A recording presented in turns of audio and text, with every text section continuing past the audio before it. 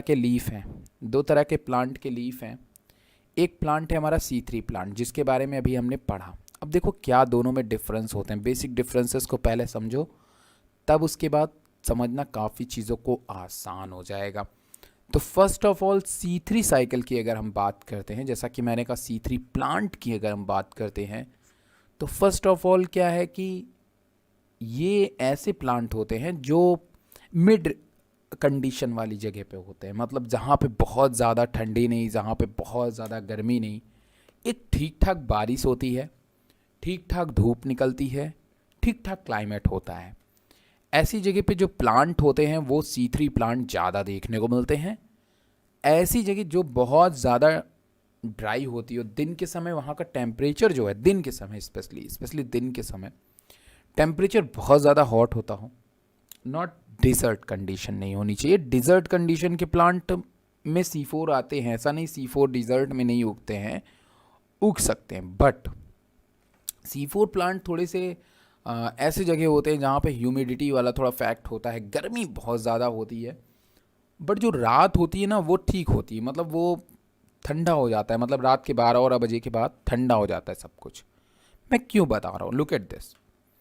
अगर आप दोनों प्लांट के लीफ के स्ट्रक्चर को देखिए तो आपको कुछ चीज़ें बहुत ही ईजिली विजिबल है। जैसे कि अगर आप गौर फरमाइए कि C3 प्लांट के मेसोफिल सेल की साइज़ थोड़ी छोटी है, उससे भी छोटी इनकी बंडल सीथ सेल की साइज़ है। इनकी बंडल सीथ सेल की साइज़ बहुत छोटी है, सेल बहुत कॉम्पैक्ट नहीं है, बहुत ज़्यादा number of bundle sheath cells नहीं है। वेस्कुलर बंडल भी ठीक ठाक लेंथ का है। स्ट्रोमा पाई जाती जिसका कोई मतलब हमें यहाँ नहीं है, बट मेसोफिल सेल्स को यहाँ पे शो किया हुआ है। बट यहाँ पे अगर आप नज़र दौड़ाएंगे तो यहाँ सबसे पहली बात तो मेसोफिल सेल्स जो हैं, लुक एट दिस डिफरेंस। यहाँ मेसोफिल सेल्स चारों तरफ फैली हुई हैं, बट लुक एट दिस, यहाँ मेसोफिल सेल ने क्या किया है, बंडल सीथ सेल को पूरी तरह से गोल गोल सा कवर किया हुआ है। Look at this, this anatomy is known as Kranz anatomy. Kranz बोले तो रिंग लाइक स्ट्रक्चर है। यहाँ पे जो आपकी mesophyll cells and bundle sheath cells होती है वो एक रिंग लाइक अपीयरेंस बनाती हैं, इसीलिए हम इस एनाटॉमी को क्रेंज एनाटॉमी का नाम देते हैं। बहुत सारे लोग मालाकार कुछ भी जो भी बोलना आप बोल सकते हो, but this is the Kranz like, और आपकी NCERT में इसको रैथ बोला गया, WRATH रैथ बोला गया है। So this is the wreath जिसने पूरे बंडल सीथ सेल को मेसोफिल सेल ने क्या किया है, कवर किया है। क्यों कवर किया है, किस लिए कवर किया है, वो मैं भी आपको यहाँ पे सामने बता दूंगा, ठीक है। And look at this was the vascular tissue, जहाँ पे ग्लूकोज बनने के बाद ट्रांसफर कर दिया जाएगा, ट्रांसपोर्ट कर दिया जाएगा प्लांट के अदर पार्ट के लिए। Okay, that's clear. अब आगे बढ़ते हैं। आखिर C4 प्लांट का जो लीफ का स्ट्रक्चर है वो इस तरह से क्यों होता है, उसके पीछे का रीज़न होता है, क्या होता है कि जो बंडल सी जब मेसोफिल सेल हम लोग बेसिकली मानते हैं कि C3 प्लांट में मेसोफिल जो सेल्स होती है उसमें जो आपको क्लोरोफिल होता है भाई, वो क्या काम करता है, वो फोटोसिंथेसिस का में काम करता है और भाई हमारा ग्लूकोज ग्लूकोज बना लेता है। बट जो गर्म सीजन वाले प्लांट होते हैं, जो बहुत ही हॉटी सीजन के प्लांट होते हैं, इन प्लांटों के अंदर जो लीफ की जो सरफेस होती है उस पर बहुत ज़्यादा गर्मी के कारण ये जो लीफ की सरफेस होती है बहुत ज़्यादा हॉट होती है। हॉट होने के कारण ये जो प्लांट होते हैं ये मेसोफिल सेल्स के अंदर तो भोजन नहीं बना पाएंगे, क्योंकि मैंने कहा था कि जो रुबिस्को एंजाइम है, इसको नोट कर लो, जो रुबिस्को एंजाइम है वो दो तरह की रिएक्शंस को किया करता है। एक रिएक्शन होती है कार्बोक्सिलेशन, जो इसके लिए ग्लूकोज बना के देती है। एक रिएक्शन होती है ऑक्सीजनेशन, जो इसके लिए कार्बन डाइऑक्साइड को बाहर निकालती ताकि प्लांट में ऑक्सीजन की कंसंट्रेशन कम हो पाए। ठीक है, दो प्रोसेस। कार्बोक्सिलेशन लो टेम्परेचर में होती है, इसका मतलब ग्लूकोज बनने के लिए प्लांट को क्या चाहिए, लो टेम्परेचर चाहिए। अगर रैथ भी दिया हुआ है, रैथ नहीं दिया हुआ है, मजाक मत करो यार, रैथ भी दिया हुआ है।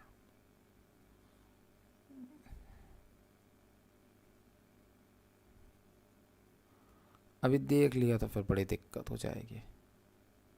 देखे तो थे यार हम जो हैं, रैथ नहीं दिया हुआ है, तब कहाँ पढ़ लिए थे रैथ हम।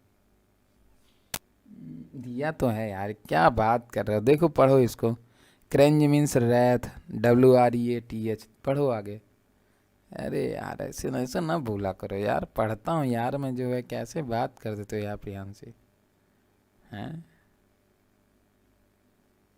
अच्छा अमीशा हो यार, क्या बात करते हो यार, इतना तो पढ़ते हैं यार जो है, इतना तो कम नहीं पढ़ते हम, है ना। अरे अभी भी कंफ्यूज हो क्या? अरे भाई बोल तो रहे हैं, किताबों खोल के देख लो एक बार, अगवा पढ़ो, अगवा पढ़ो, अगवा लेनिया पढ़ो, अगवा लेनिया पढ़ो, दिख जाएगा तुम्हें।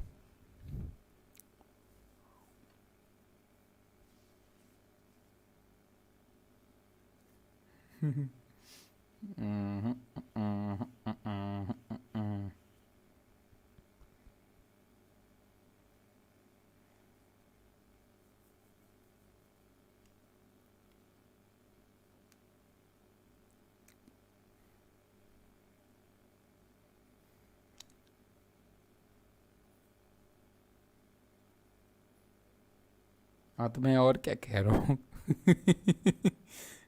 मैं और क्या कह रहा हूँ, मैं वही तो कह रहा हूँ ना, रैथ रिंग, वही वही तो कह रहा हूँ। चलो अब बहुत ध्यान से देखेंगे, इधर बहुत ध्यान से देखेंगे, ठीक है। बुक को कभी छोड़ दो, अभी कुछ मत देखो वरना सब धुला का धुला रह जाएगा। तो C3 प्लांट ऐसे जगह पे ग्रो करते हैं जहाँ पे रात के टाइम पे, एट अ नाइट टाइम पे टेम्परेचर क्या हो जाता है, थोड़ा कोल्ड हो जाता है। ऐसे प्लांट में मीजोफिल सेल्स बड़े आराम से फोटोसिंथेसिस कर सकती हैं, क्योंकि पत्तियाँ क्या होती हैं, ठंडी होती हैं, है ना, समझ रहे हो ना, बिल्कुल कोई प्रॉब्लम नहीं। बट ऐसे प्लांट जो बहुत ज़्यादा हीट टेम्परेचर में रहते हैं, उनमें रात के टाइम पे भी, एट अ नाइट टाइम पे भी लीफ काफ़ी हीट होती है। So when the leaf are heated, they can't fix carbon dioxide because Rubisco enzyme not activated. So what happen? अगर ये लीफ का सरफेस गर्म है तो जाहिर तौर पे फोटोसिंथेसिस नहीं हो पाएगी। इस सिचुएशन में क्या करती है कि जो मीजोफिल सेल्स होती हैं वो क्या काम करती हैं कि वो लाइट को एब्जॉर्व करती हैं और वाटर का ब्रेकडाउन कर लेती हैं अपने अंदर, और क्या बना लेती हैं, ATP और NADPH बना लेती हैं। फिर क्या काम करती हैं कि अपने ATP और NADPH को उठा के कहाँ भेज देती हैं, उठा के भेज देती हैं बंडल शीथ सेल के अंदर। अब बहुत ध्यान समझना मेरी बात को, सभी बच्चे बहुत अच्छी तरह समझेंगे, कोई भी शोर नहीं मचाएगा, कोई भी नहीं। समझो पहले मेरी बात,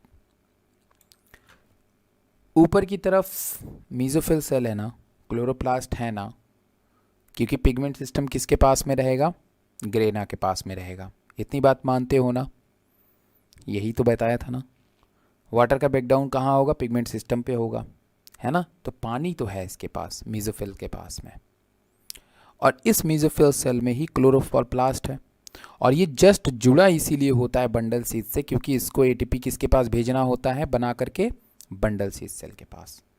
क्योंकि C3 साइकिल कहाँ चलेगी, बताओ मुझे, बंडल शीथ सेल के पास। कहाँ चलेगी, बंडल शीथ सेल में चलेगी। C3 साइकिल कहाँ चलेगी, बंडल शीथ सेल में चलेगी। C3 प्लांट में कहाँ चलती थी? मीजोफिल सेल में। इसमें कहाँ चलेगी? बंडल सीथ सेल में। डिफरेंस समझो दोनों में। C3 प्लांट में कहाँ चलती थी? ये आपकी केल्विन साइकिल मीजोफिल सेल में। C4 प्लांट में कहाँ चलेगी? बंडल सीथ सेल में। क्यों? क्योंकि इसकी जो लेयर होती है वो ठंडी होती है रात के टाइम, बट इसकी जो ऊपर की लेयर होती है वो काफ़ी गर्म होती है रात के टाइम, जिससे कि रुबिस्को एंजाइम जो है यहाँ पे एक्टिवेट नहीं हो पाता है। रुबिस्को एंजाइम अंदर ही एक्टिवेट होगा, क्योंकि प्लांट के अंदर पोर्शन में गर्मी नहीं रहती है, प्लांट के सतह पे जो है वो गर्मी देखने को मिलती है। तो अब ये जो यहाँ पे जो भी चीज़ बनेगी एटीपी एंड एडीपीएच, वो कहाँ चला आएगा? वो चला आएगा बंडल सीथ सेल में। साथ में कार्बन डाइऑक्साइड भी ये एब्जॉर्व कर लेते हैं, क्योंकि स्टोमेटा इन्हीं के तो पास में रहेगी ना भाई, स्टोमेटा इन्हीं के तो पास में रहेगी ना, तो ये कार्बन डाइऑक्साइड भी एब्जॉर्व करके रख लेते हैं और एनएडीपी और एटीपी भी ले लेते हैं। फिर उसको ट्रांसफ़र कहाँ कर देते हैं? बंडल सीथ सेल में। और बंडल सीथ सेल के अंदर फिर से कैल्विन साइकिल चलती है, और उसके बाद फिर जब ग्लूकोज बन जाता है देन ट्रांसफ़र कर दिया जाता है हमारे मीजोफिल सेल्स को, या फिर यहीं से ट्रांसफ़र कर दिया जाता है हमारे प्लांट को। बात समझ में आई? मोटी मोटी बात समझ में आई सबको कि क्यों C4 प्लांट अपना फूड बंडल सीथ सेल में बनाते हैं? सबको मेरी बात समझ में आई? बताओ भाई, सभी को ये बात क्लियर हुई कि क्यों C4 plant bundle sheath cell के अंदर अपनी कैल्विन साइकिल रन कराते हैं, मीजोफिल सेल्स के अंदर क्यों नहीं कराते हैं? सभी को मेरी बात समझ में आई, या एक बार आप और जानना चाहते हो? बताओ मुझे भाई आप लोग।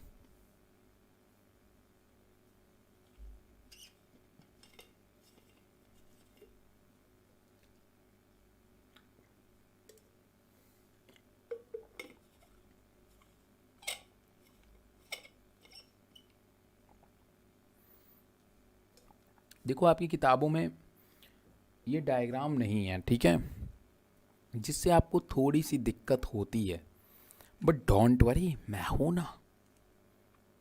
चलो मैं फिर भी आप लोग के भलाई के लिए एक बार फिर से बता दे रहा हूँ। लुक एट दिस, और इसको नोट कर लो अपनी कॉपी में। C3 cycles plant easily fix carbon dioxide molecule in mesophyll cell because of low temperature at night. Rubisco enzyme work perfectly in low temperature. So C3 plant easily fix carbon at night in mesophyll cell. But C4 plant are found in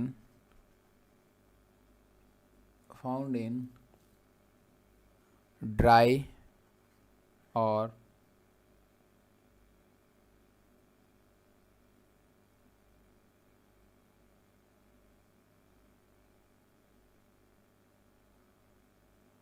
ना ना ना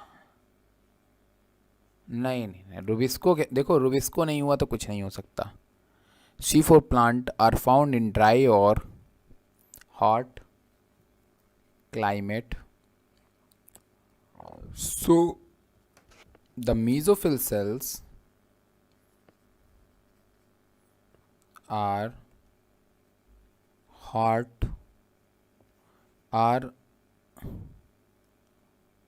hot during day and evening time.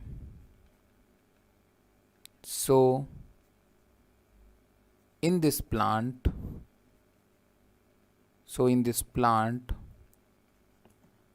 carbon fixation are occur in bundle sheath cell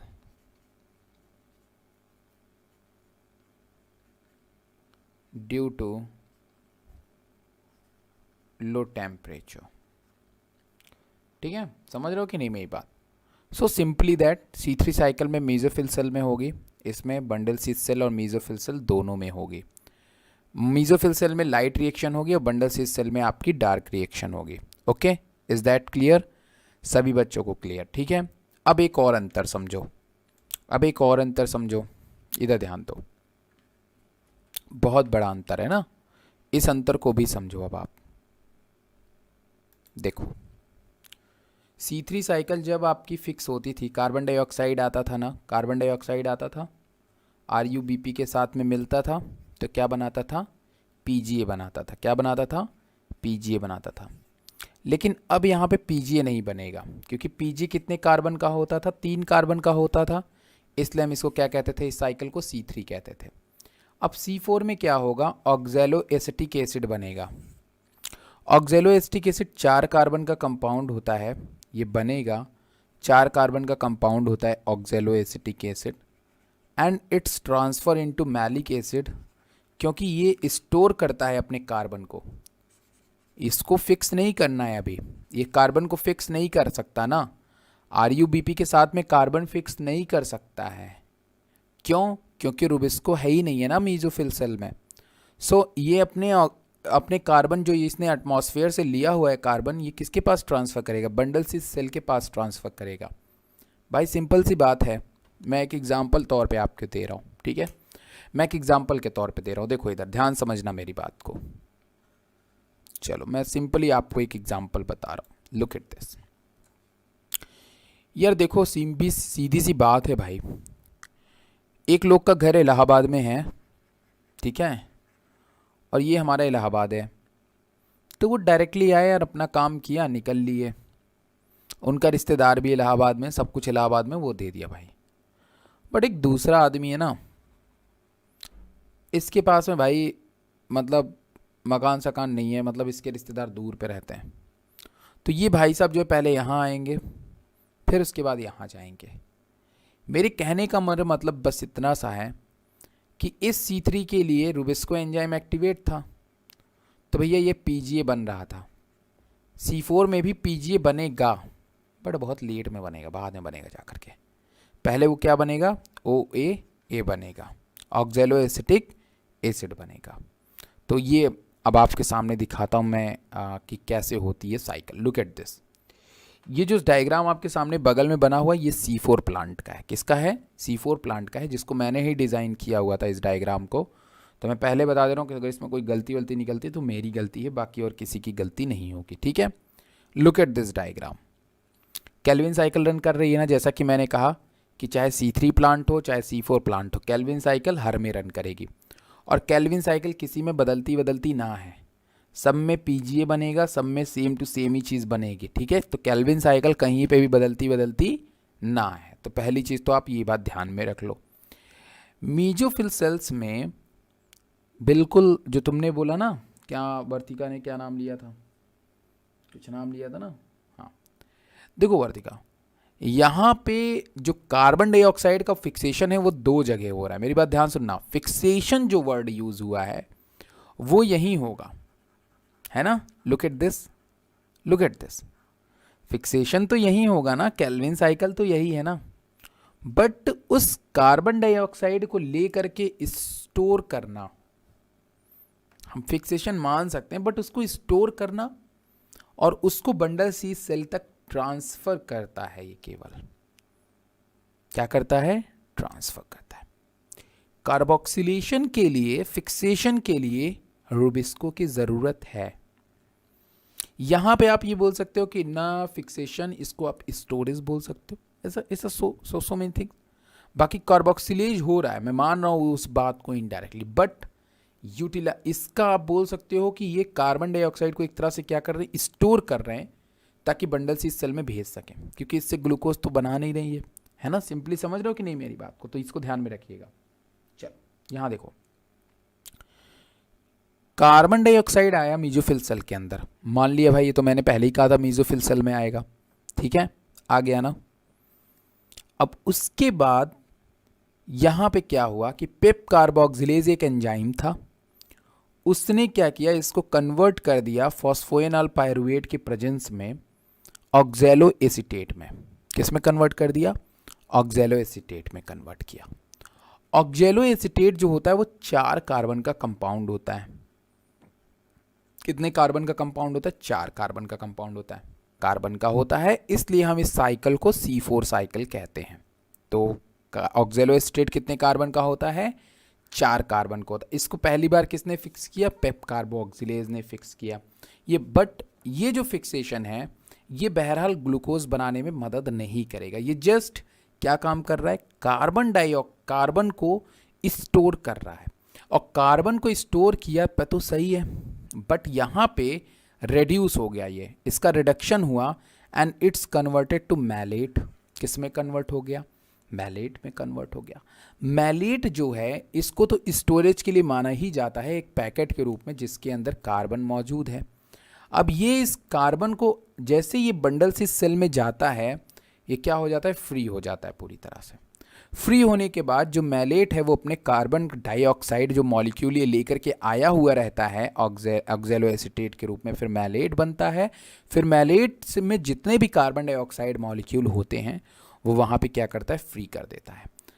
अब bundle सिस में carbon dioxide आ गई ना। हमारा main जो term था बंडल सिस सेल में कार्बन डाइऑक्साइड को किसी तरह करके पहुंचा देना, क्योंकि बंडल सिस सेल में ही क्या होता है? रुबिस्को एंजाइम मौजूद है, और चूंकि यहाँ का टेम्परेचर, क्योंकि ये अंदर होता है प्लांट के लीफ के, इसलिए यहाँ का टेम्परेचर भी क्या होता है? कोल्ड होता है। तो बड़ी आराम से यहाँ केल्विन साइकिल रन करती है, और केल्विन साइकिल के रन करने के बाद ये जो है, जो भी ग्लूकोज हमारा बनता है या जो भी ग्लिसरॉल्डिहाइड 3 फॉस्फेट बनता है, ये अगेन कन्वर्ट जो होता है वो हमारा हो जाता है पायरुवेट, एंड देन पायरुवेट से जो भी है, जो भी मतलब हमारा बचा हुआ जो मॉलिक्यूल होता है, जो भी कार्बन मॉलिक्यूल होता है, वो जो रीजनरेट होता है, जो क्या होता है? रीजनरेट होता है, वो पायरुवेट और फिर उसके बाद फॉस्फोएनॉल पायरुवेट में जाकर के कन्वर्ट हो जाता है। तो मेरी कहने का मतलब ये है कि इस साइकिल में केवल और केवल आपको क्या ध्यान में रखना है। देखो यहाँ पे केल्विन साइकिल चलेगी ना, तो केल्विन साइकिल जब चली तो यहाँ से ग्लूकोज मॉलिक्यूल क्या हो जाएगा? बन जाएगा, ग्लूकोज मॉलिक्यूल बन जाएगा ना। एंड देन ग्लूकोज मॉलिक्यूल के बनने के बाद, ग्लूकोज मॉलिक्यूल के बनने के बाद ये जो भी चीज़ें बची हुई प्रोडक्ट होती हैं उसको ये क्या करते हैं? दोबारा से रीजनरेट कर देते हैं।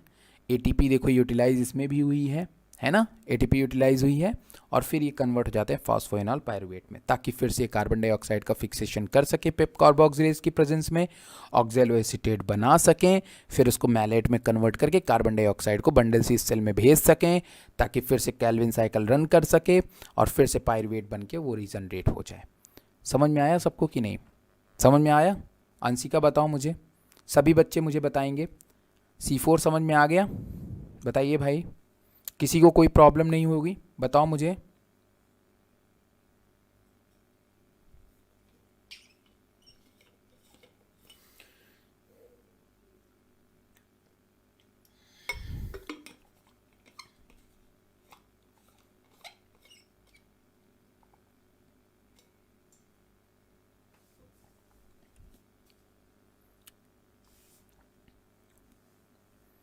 ठीक है, सो इट्स सो सिंपल। अगर आप दोनों को कंपैरिजन करा देगा, कोई भी आपसे बोल देगा कि कह देगा कि भाई C3 और C4 साइकिल के बीच में बताओ डिफरेंसेस, तो आप क्या बोलोगे? सबसे पहली चीज़ तो यार देखो, C3 साइकिल जो होती है वो केवल और केवल मीजोफिल सेल में होती है, उसमें बंडल सी सेल का कोई भी रोल नहीं होता है। फर्स्ट। सेकेंड जो चीज़ है वो क्या है, वो बताओगे आप लोगों को? क्या बताओगे? सेकेंड जो चीज़ है वो ये है कि भाई उसमें जब पहले कार्बन डाइऑक्साइड मीजोफिल सेल में आती थी तो वो क्या बनाता था भाई साहब? वो बनाता था रुबिस्को एंजाइम की प्रेजेंस में, क्या बनाता था? रुबिस्को एंजाइम की प्रेजेंस में फॉस्फोग्लिसरिक एसिड बनाता था। लेकिन अगर आपसे कोई पूछ ले कि क्या C4 साइकिल में PGA बनता है, तो आप बोलोगे यस भाई साहब बनता है। कहाँ बनता है? बंडल शीथ सेल में बनता है। ठीक है, क्लियर है ना? इस चीज़ को आपको ध्यान में हमेशा रख करके जवाब को देना है। बंडल शीथ सेल में आपका देखो भाई, अगर रुबिस्को एंजाइम है और कार्बन डाइऑक्साइड है तो रिएक्शन तो सेम ही होगा ना भाई। हम तो एक कार्बन डाइऑक्साइड ही चाह रहे थे ना इसको, और जैसे ही लगा तो तुरंत हमने गाना बना दिया, लहू मुँह लग गया। ठीक है ना, समझ रहे हो कि नहीं भाई? कार्बन डाइऑक्साइड दे दो केल्विन साइकिल को, बस टेम्परेचर तो नीचे का है, बंडल शीथ सेल तो कोल्ड है ही है, तो बस अपने एडॉप्टेशंस के अकॉर्डिंग ये केल्विन साइकिल को रन कराते हैं। केल्विन साइकिल रन करेगी तो ग्लूकोज मॉलिक्यूल्स बनेगा, और जब ग्लूकोज मॉलिक्यूल बनेगा तो भाई आपको पता है ग्लूकोज बनने के बाद रिजनरेशन जो होगा वो पायरुवेट और फिर फॉस्फोइनॉल पायरुवेट बन जाएगा। Simple, is that so simple? आपको कुछ चीज़ों को बचा के रखना है। जैसे मैलेट किस में बनता है तो याद होना चाहिए, मैलेट बनता आपका किस में है? मेसोफिल सेल्स के अंदर, ट्रांसफ़र कहाँ किया जाता है? बंडल शीथ सेल के अंदर। कुछ चीज़ बेसिक पता होने चाहिए जो आपको कभी भी भूलने नहीं चाहिए। अब हम लोग एनसीईआरटी की लाइनों की तरफ आते हैं जो आपकी एनसीईआरटी में लिखी। देखो एनसीईआरटी में कोई स्टेप वगैरह नहीं लिखा है कि आप जाओ एंजाइम का नाम पढ़ो, आप जाओ कुछ पढ़ो, कुछ नहीं। ऑक्जेलोएसिटिक एसिड का नाम दे देगा बस, में भी हो सकता है, जिसके कारण इसको C4 साइकिल कहते हैं क्योंकि ये 4 कार्बन का होता है। यही आपका दे दी, यही बहुत बड़ी बात है। तो study vertical section of leaves, अगर हम कहते हैं कि भाई 2 सेक्शन अगर हम लीफ की काटें, जो कि हमने देख लिया पहले, इनके बताने के पहले ही देख लिया, C3 प्लांट का और C4 प्लांट का, तो हम दोनों में डिफरेंस को नोटिस करेंगे। भाई लो कर लिया डिफरेंस में नोटिस। हमें जो है भैया मेसोफिल सेल जो है दोनों में अलग अलग देखने को मिले। एक में मेसोफिल सेल जो है बिल्कुल अलग देखने को मिली और अच्छी तरह से कॉम्पैक्ट नहीं थी, C3 साइकिल में छोटी थी। बट वहीं C4 की बात करें तो उसने पूरे बंडल शीथ सेल को ढका हुआ था। Do have similar sales around the vascular bundle sheath?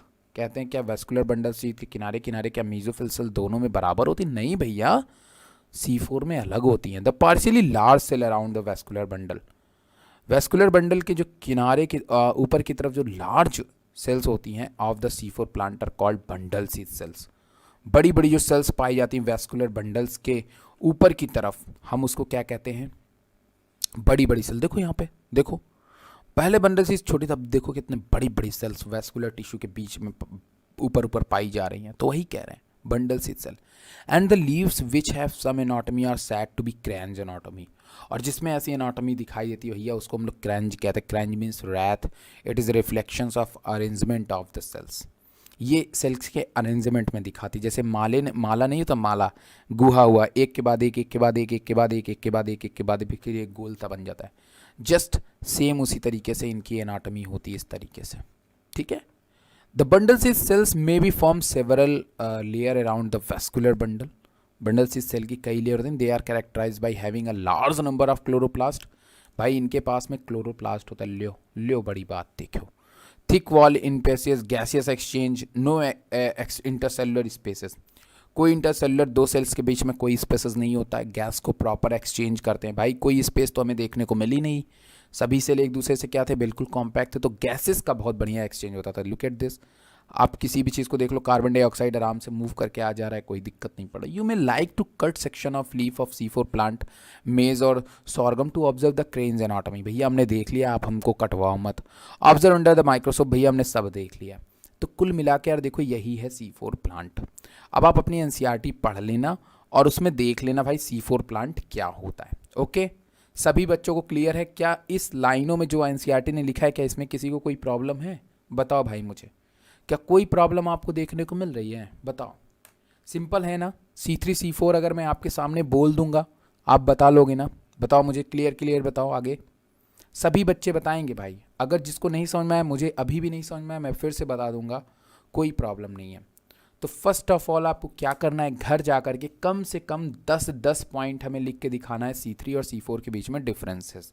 ये कल आपका होमवर्क है। 10 पॉइंट लिखना है कि C4 plant minimum 10 point, maximum 10 point होना चाहिए, मिनिमम आप अपने हिसाब से लिख सकते हो। 10 पॉइंट अगर आप लिख लोगे तो आपका C3 और C4 में कुछ पढ़ने की ज़रूरत नहीं है, मौज करो। ठीक है। सो एकदम मैंने सिंपली वे में बताया, कोई दिक्कत नहीं है। बस आपको कुछ प्रिकर्सर मॉलिक्यूल को ज़िंदगी में याद रखने हैं, जैसे इसको कभी भूलने नहीं है, पेप कार्बोक्सिलेज ये सब आपको कभी भूलना नहीं है। ठीक है, समझ में आ गया ना। अब मैं एक छोटा सा डेमो दूंगा फोटो रेस्पिरेशन का, और कल हम इसके बारे में डिटेल पढ़ेंगे, पर छोटा सा तो देना बनता है भाई, ताकि आपकी बुक के बराबर हो जाए, आप पढ़ना चाहो तो पढ़ लो। सिंपल है ना फोटोसिंथेसिस, सही बताना। क्यों वर्तिका, सिंपल था ना फोटोसिंथेसिस एकदम। अंशिका तुम बताओ, सिंपल था ना, है कि नहीं, था ना सिंपल। शुरू में देखो यार बताना, थोड़ा सा शुरू में हार्ड नहीं बताऊँ बनाऊँगा ना, तो तुम लोगों को लगेगा अरे यार ये तो पूरा ऐसा छोटा मोटा चीज़ सर